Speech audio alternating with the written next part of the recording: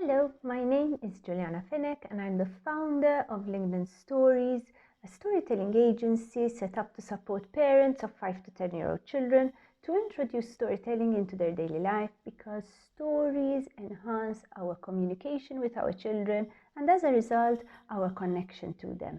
We all want to foster strong, long-lasting relationships with our children.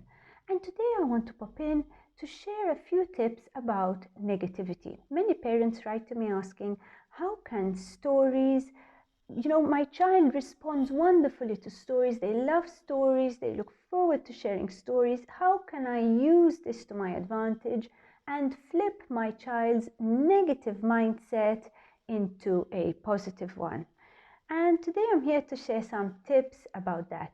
First of all, I would say 3 simple steps. First of all, acknowledge the negative feeling and dig deeper into it. As parents, we find it really difficult to stand by watching our children experience difficulty without stepping in to fix it.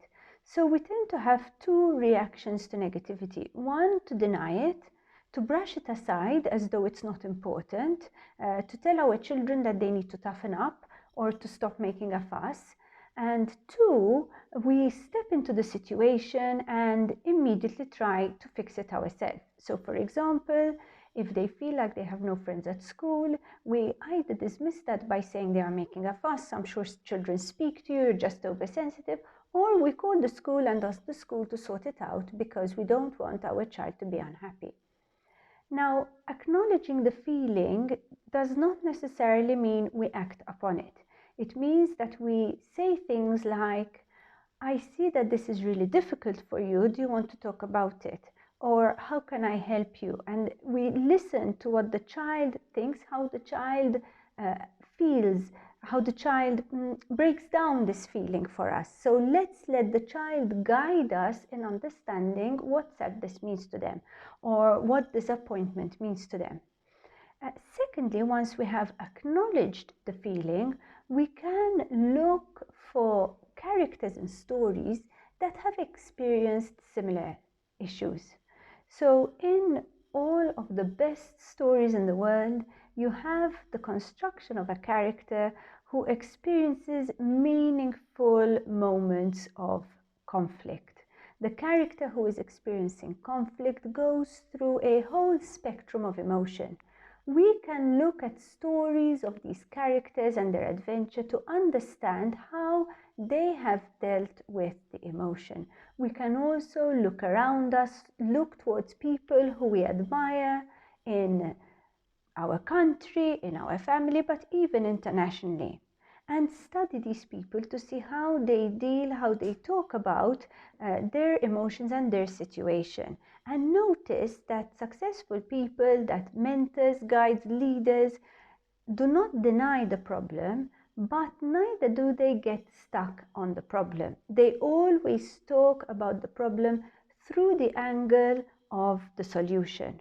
So the problem is quickly transformed into a challenge, and the challenge is an opportunity for learning and growth. So look for mentors, leaders who you can admire, who you can look up to, and study their systems, study their process. Often they share quite a lot of that in public. And thirdly, reach out to a friend.